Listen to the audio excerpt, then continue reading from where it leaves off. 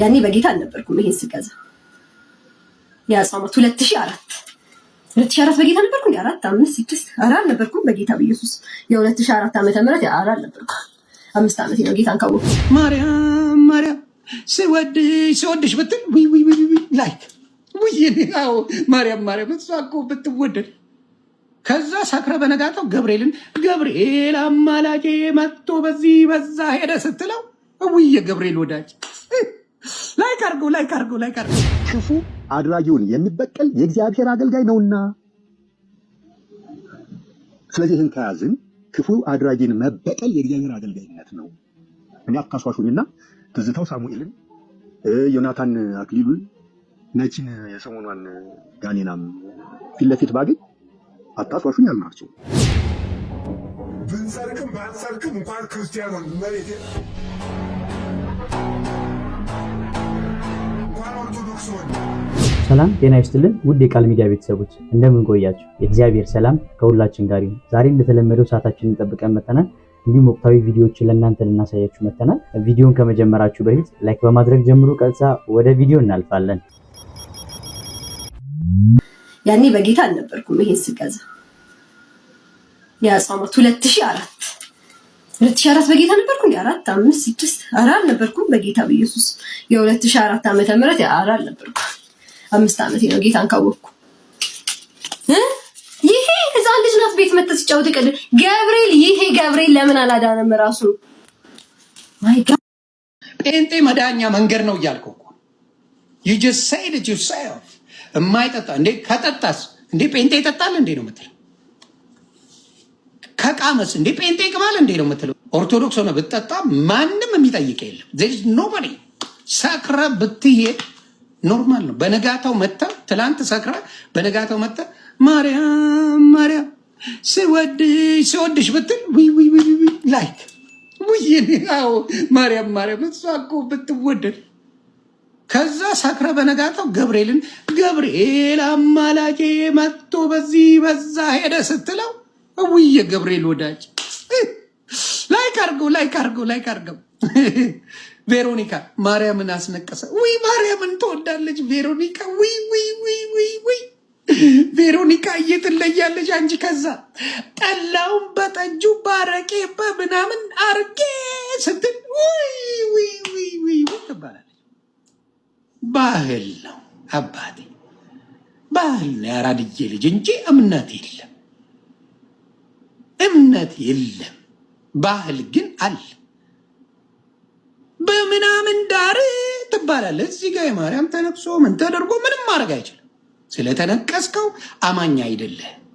ታቱ ስላረክ አማኝ አይደለህ። እምነት በተግባር እምነት ወንጌልን በመስበክ በሰው ፊት የሚመሰክርልኝን እኔም በአብ ዘንድ እመሰክርላትን ይላል ጌታ ኢየሱስ ክርስቶስ። እኔ በአብ ዘንድ እንዲመሰክርልኝ ነው።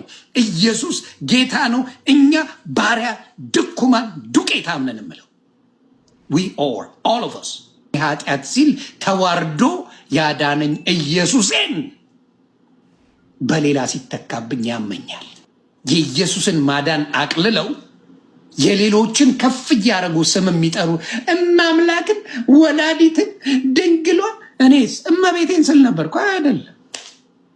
ምንም ጥቅም የለው።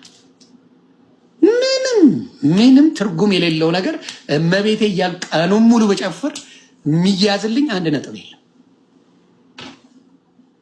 ኢየሱስ ስለው አዳኝ ስም ስለሆነ ፈዋይ ስም ስለሆነ እሱ ያድነኝ።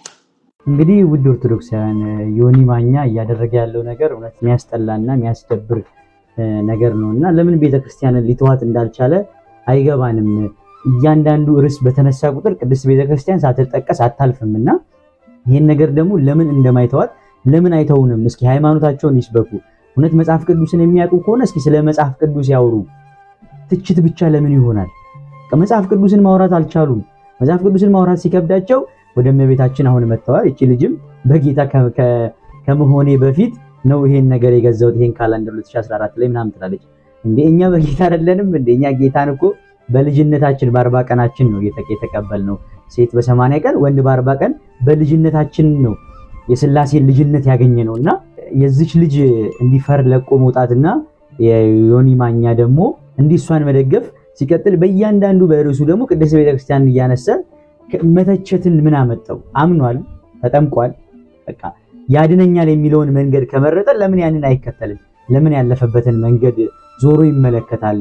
ያለፈበትን ዞሮ ባይመለከት ባይነኝ እንደዛች መጽሐፍ ቅዱስ ላይ እንደተጠቀሰችው እንደ ሎጥ ሚስት ጨው ሆኖ እንዳይቀርና ትክክለኛ መንገድ እሄዳለሁ ብሎ ካሰበ ቀጥተኛውን መንገድ ነኝ ብሎ ካመነ ወደኋላ አይመልከት። እኛን ይተወን። ትችቱ በዛ አስጠላውንማ። ስለእመቤታችን ይሄናል ማንቋሸሹም ተገቢ አይደለም።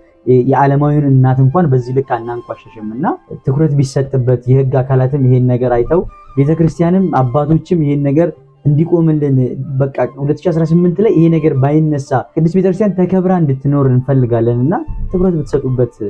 ቅዱስ ጳውሎስ በሮሜ መልእክቱ ምዕራፍ 13 ቁጥር 4 ላይ ልብ ብላችሁ ስሙኝ፣ ክፉ አድራጊውን የሚበቀል የእግዚአብሔር አገልጋይ ነውና ይላል።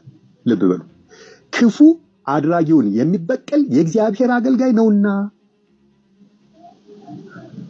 ስለዚህ ይህን ከያዝን ክፉ አድራጊን መበቀል የእግዚአብሔር አገልጋይነት ነው። እኔ አታሷሹኝና ትዝታው ሳሙኤልን፣ ዮናታን አክሊሉን፣ ነችን የሰሞኗን ጋኔናም ፊት ለፊት ባገኝ አታሷሹኝ፣ አልምራቸው። እግዚአብሔር ምስክሬ ነው፣ አልምራቸው። ፊት ለፊት ያጋጥሙ ላግኛቸው ብቻ። ለምን? የእግዚአብሔር አገልጋይነት ነው ክፉ አድራጊን መበቀል። የሐዲስ ኪዳን ጥቅስ፣ የሐዲስ ኪዳን ቃል ነው። አትጥሉት፣ አሰርቱትም። እነዚህ ተማጻዳቂ ምዕራባውያን በእኛ ላይ ሴራ አሴረዋል። በሚስዮናዎቻቸው ይህንን ቅድም የጠቀሷቸውን ጥቅሶች አጣመው እየተረጎሙ ክርስትና ማለት በቃ በግ መሆን ነው፣ በቃ አንገትን አስግጎ አመቻችቶ ለጠላት መስጠት እና ነው ምንም ሲያረጉ በቃ ምንም አለመመለስ። እንግዲህ ለቅኝ ግዛት ሲያመቻቹን ማለት ነው። እና አሜን ብለን በቃ ባርነት እንድንቀበል ለማድረግ ሚስዮኖቻቸውን አስቀድመው እየላኩ እንዲህ አይነት ስብከት እየሰበኩ ያጃጅሉ ነበር። የነሱ ቅሪቶች ናቸው። አሁን እስከ ማህበረ ቅዱሳንን በሉት ክርስትናን የተሳሳተ ትርጉም ሰጥተው ክርስትና ማለት በግነት ነው፣ ጥቅሜን መብቴን የማይል አይነት ስብከት ሰብከው ህዝበ ክርስቲያኑን ስልብ አድርገውታል፣ አልጭ አድርገውታል። ይሄው ቤተክርስቲያን ስትቃጠል ስትደፈር ነው ቅዱሳት የእግዚአብሔር ክብር ሲደፈር ጸጥ የሚል ምንም የማይመስለው መንጋ ተፈጥሮ ቁጭ አለ። እና የዚህ ስልቦች የዚህ ሴራ የዚህ የምዕራባውያን ሴራ ሰለባዎች ናቸው እንዲህ ያሉ የሚሰብኩት። ፈጽሞ ይሄን አይልም ቤተክርስቲያን፣ ይሄን አትልም ቤተክርስቲያን። ለዚህም ነው ታቦት ተሸክማ አድዋ ጦርነት ላይ የተገኘችው እና የተዋጋቸው የሀገርንም የቤተክርስቲያንም ክብር ያስጠበቀችው። ልብ በሉ፣ ካህናት ዘምተዋል ለጦርነት ታቦት ሳይቀር ተሸክመው። ይህች ቅድስት ቤተክርስቲያን ሃይማኖታችን የቆየችው በዚህ አይነት አመለካከት፣ አስተሳሰብና ተግባር ተጋድሎ ነው። ፌስ ቱ ፌስ ባገኛቸው ዝም አልላቸውም እስኪል ድረስ ደርሷልና ይሄ ደረጃ ላይ ምዕመኑ እንዲደርስ የተደረገው የአባቶች ዝምታ ነው። አባቶች ይሄን ነገር ምዕመኑም እዚህ ደረጃ ላይ ከመድረሱ በፊት አባቶች ትኩረት ሰጣችሁበት ነገሮችን ወደ ህግ አካል እንድታመጡልን እንፈልጋለን። ትኩረት ስጡበት እባካችሁን። አባቶች ዝም አትበሉ፣ ንቁልን እባካችሁን። በተቀረጸ ምስል አትስገድ፣ አታምልክ ይላል ማለት ነው። ዋው! እሺ ክርስቲያኖች፣ ይህ መልእክት በጣም ብዙ ለሚሆኑ ፕሮቴስታንት እህት ወንድሞቻችን ይዳረስ ዘንድ በደንብ ኮፒ ሊንክና በደንብ ሼር አድርጉት። በጣም ብዙ በቀድሞታቸው ክርስቲያን የነበሩ ፕሮቴስታንቶች ከኦርቶዶክስ ቅድስት ቤተክርስቲያናችን የወጡት የቤተክርስቲያናችንን ትምህርት ሳያውቁ ነው የምንለው በምክንያት ነው። እንግዲህ ይህች እህታችን ስትናገር እንደሰማችሁት መጽሐፍ ቅዱስ ለተቀረጸ ነገር አታምልክ የሚል ሐሳብን ይናገራል። እኔ ደግሞ በተቃራኒው በጣም በሚገርም ሁኔታ ለቅዱሳት ስዕላት ሽቱ ሁሉ አርከፈክፍ ነበር የሚል ሐሳብን የተናገረችው። እውነት ቅዱሳት ስዕላት መጽሐፍ ቅዱሳዊ ናቸው ወይንስ አይደሉም? ይህንን ለማየት እንሞክር። እህታችን ያነሳችው ሐሳብ ከቅዱሳት ስዕላት ጋር የሚገናኝ አይደለም። ክርስቲያኖች በዘጸአት ምዕራፍ 20 ከቁጥር 4 ላይ የተጠቀሰ ነው። ያም ክፍል ደግሞ ሲናገር በላይ በሰማይ ካለው በታች በምድርም ካለው ከምድርም በታች ከውስጥ ካለው የማናቸውን ምሳሌ ለአንተ አታደርግ፣ አታምልካቸው፣ አትስገድላቸውም ይላል። በዚህ ክፍል ላይ በቀጥታ የታዘዝነው ጣዖታትን እንዳናመልክ ነው። ጣዖታትን እንዳናመልክ ነው። እኛ ክርስቲያኖች ደግሞ ጣዖታትን አብዝተን እንጸየፋለን። ለምን? ምክንያቱም እኛ የምናመልከው በሶስትነት በአንድነት የሚመለከውን አምላካችን እግዚአብሔርን ብቻ ነው። ሰዎች በላይ በሰማይ ላይ ያሉትን ሰራዊቶች ባጠቃላይ ማለትም ፀሐይ፣ ጨረቃ፣ ከዋክብት፣ አዋፍት ሌሎችንም ጭምር ቀርጸው እናንተ ገዢዎቼ አምላኮቼ ናችሁ ብለው ማምለክ አይችሉም። እንደዛ ካደረጉ ጣዖት አምልኮ ስለሆነ በታች በምድርም ካለው በወንድም ይሁን በሴት በማንኛውም ምሳሌ የተቀረጸን ነገር ሰዎች ማምለክ አይችሉም። ስለዚህ እዚህ ክፍል የተጠቀሰው ስለ ቅዱሳት ስዕላት ሳይሆን ስለ ጣዖታት ነው። ለመሆኑ መጽሐፍ ቅዱስ ስለ ቅዱሳት ስዕላት ምን ይናገራል? ለማየት እንሞክር። በዘጸአት ምዕራፍ 25 ከቁጥር 11 ላይ ከ8 እስከ 11 ማለት ነው። በቀጥታ አምላካችን እግዚአብሔር 2 ኪሩቤል ከተቀጠቀጠ ወርቅ ስራ ብሎ አዟል። ኪሩቤል ምንድን ናቸው? ፕሮቴስታንት ወንድሞቻችን ኪሩቤል ምንላቸው መላእክት ናቸው። መልካም። የነዚህ የቅዱሳን መላእክት ቅርጾች በስነ ስርዓት እንዲቀረጹ ሊያውም ደግሞ በወርቅም ጭምር እንዲለበጡ አምላካችን እግዚአብሔር በቀጥታ አዟል። ሌላም ለማየት እንሞክር። በዚህ በአንደኛ ነገሥት ምዕራፍ 6 ከቁጥር 29 ላይ ለአምልኮተ እግዚአብሔር በተሰራው መቅደስ በቤቱ ግንብ ሁሉ ዙሪያ ማለት ነው በውስጥና በውጭ የኪሩቤል መላእክት ስዕላት እንደተሳሉ ይናገራል። ቁጥር 27ን ከፍ ብላችሁ ስታነቡት የኪሩቤል መላእክት ክንፎቻቸው ከአንደኛው ግንብ እስከ ሌላኛው ግንብ እንዲነካ ተደርገው እንደተሳሉ ሁሉ ይናገራል። ቅዱሳት ስዕላት መጽሐፍ ቅዱሴ ናቸው ወይ ስንል አዎ መጽሐፍ ቅዱሴ ናቸው። ለመሆኑ እኛ ክርስቲያኖች ቅዱሳት ስዕላትን እናመልካለን ወይ? በፍጹም አናመልክም። ምክንያቱም ቅዱሳት ስዕላት ቅድስት ቤተክርስቲያናችን የክርስቶስን ወንጌል የምትሰብክባቸው ልሳኖቿ እንጂ ሌላ አገልግሎት ስለሌላቸው ማለት ነው። በቤተክርስቲያናችን አገልግሎታቸው ያ ነው። ብዙ ሰዎች ግን በመሳሳት በተለይ ፕሮቴስታንት የሆኑት ወንድሞቻችን አምላካችን እግዚአብሔርን ክርስቶስን ረስተን ስዕላትን እንደ ጣዖት አድርገን የምናመልክ የምንሰግድ ይመስላቸዋል እና እሱ ፍጹም ስህተት ነው። ለማንኛውም ቅዱሳት ስዕላት መጽሐፍ ቅዱሳዊ ናቸው፣ ይሰመርበት። ቅዱሳት ስዕላት መጽሐፍ ቅዱስ አይደለም ብላችሁ የምታምኑ ፕሮቴስታንት ወንድሞቻችን ለእናንተ አንድ የቤት ስራ ብቻ ልስጣችሁ። ቅዱሳት ስዕላት መጽሐፍ ቅዱሳዊ አይደሉም ብላችሁ የምታምኑ ከሆነ በመጽሐፍ ቅዱሳችሁ ላይ ያለው የመስቀል ስዕል ከየት መጣ? ሁላችሁም የያዛችሁት የመጽሐፍ ቅዱሳችሁ የመጀመሪያው ገጽ ላይ የመስቀል ስዕል አለ። ያ የመስቀል ስዕል ነው። ስዕላት መጽሐፍ ቅዱስ አይደሉም ካላችሁ ያ ስዕል ከየት መጣ? ማን ሳሉ አላችሁ? ከየት አምጥታችሁ ሳላችሁት? ይሄ ቻሌንጅ ለብዙ ፕሮቴስታንት እህት ወንድሞቻችን ይደረዘን። ሁላችሁም በደንብ ኮፒ ሊንክ እና ሼር አድርጉት። እውነት ወንድማችን ፈለገ አትናቴዎስን ቃለ ሕይወትን ያሰማልን በሚገባና በትክክለኛው መንገድ ስለ ቅዱሳን ስዕላት የሚገባውን ነገር አስተምሮናልና ያው ቅዱሳን ስዕላትን እንደማናመልካት በመጽሐፍ ቅዱስ አስተምሮ እያከናወነው እንደሆነ በተገቢው ሁኔታ ተናግሯል። እንዲሁም ለፕሮቴስታንቶች መስቀልን ከታገኛችሁ በእርግጥ መስቀልን ራሱ አሁን ከኛ አይተው ነው። በፊት መስቀልን እንኳን አይጠቀሙትም። ክርስቶስ የሞተበትን መስቀል እንዴት ተሸክመ ትሄዳለህ ይሉ ነበርና አሁን ላይ መጠቀም ጀምሯል። ኢቭን ከየት እንዳመጡት አያውቁትምና ይሄንም ነገር እንደ ቻሌንጅ እንዴት ልታመጡት ቻላችሁ?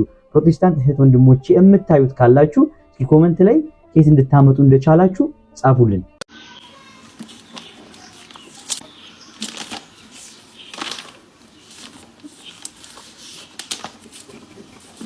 የማቴዎስ ወንጌል ምዕራፍ 6 ቁጥር 5 እና 6 ላንብብላችሁ። እናንተ ከምዕራፍ 1 ጀምራችሁ አንብቡ። ስትጸልዩ እንደ ግብዞች አትሁኑ፣ በምኩራብና በመንገድ ማዕዘን ቆመው መጸለይን ይወዳሉና እውነት እላችኋለሁ ዋጋቸውን ተቀብለዋል። አንተ ግን ይለናል ስትጸልይ ወደ እልፍኝ ግባ፣ መዝጊያህንም ዝጋ፣ በስውር ላለው አባትህ ጸልይ፣ በስውር የሚያይ አባትህም በግልጥ ያስረክብሃል። አሜን። እውነት ክርስቲያኖች እንግዲህ እነዚህ ናቸው ጸሎት አደረግን እያሉ የተበጣጠሰ ጂንስ ሱሪ አድርገው ጸለይ የሚመስሉት። እንግዲህ በዚህ ልክ ነው ፕሮቴስታንቲዝምን እያሰራጩት ያሉት።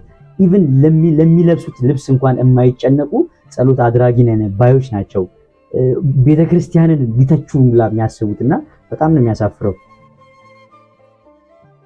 ስትጸልዩ ፈጣሪን በጣም ቤግ የምታረጉ የምትለምኑ ሰዎች ግን ደህና ናችሁ? ግን አይደረግም ጭራሽ። ምንድነው የሚያስለምናችሁ? ሶሳይቲው እንደዚህ አይነት ድፍረት ከየት እንደሚያመጡ ነው ያላቀም። እኔው ይሄንን ቪዲዮ በደንብ አድርጋችሁ ኮፒ ሊንክ አድርጉልኝ ለልጅቷ ምን ደርሳት ስለምፈልግ ማለት ነው። በዚህ በመዝሙረኛው ዳዊት ምዕራፍ 5 ከቁጥር 3 ያለው ኃይለ ቃል እንዲህ ይላል፣ እግዚአብሔር ሆይ በማለዳም ድምጼን ትሰማለህ፣ በማለዳም ልመናዬን በፊትህ አቀርባለሁ፣ ፍቃድህንም በጥሞና እጠብቃለሁ ይላል መዝሙረኛው ዳዊት። ሌላም ጥቅስ ልስጥሽ። በዚህ በትንቢተ ዳንኤል ምዕራፍ 6 ከቁጥር 10 ላይ እግዚአብሔርን የምናመሰግንበት መንገድ እንደሆነ ይነግረናል። ቃሉ ምን ይላል?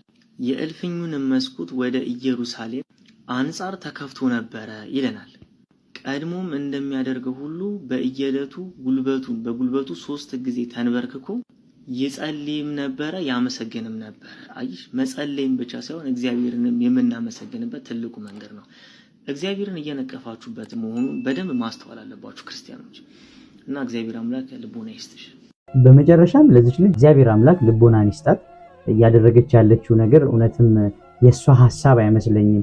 ይሄ ሳይኮሎጂ ዕውቀት አወቅን ብለው የሚያስቡትን ሪሰርች ሰርታ ያንን ቀጥታ እያወረደችው ነው የሚመስለኝና ያው ጸሎት እኮ ክርስቶስ አምላካችን እንድንጸልይ 40 ቀንና 40 ሌሊት አባቱን እንኳን ሲለምን አይተናልና እንኳን እኛ መለመን መጠየቅ ቀርቶ እሱ ራሱ አባቱን ሲለምን አይተናልና በደንብ ነው የምንለምነው።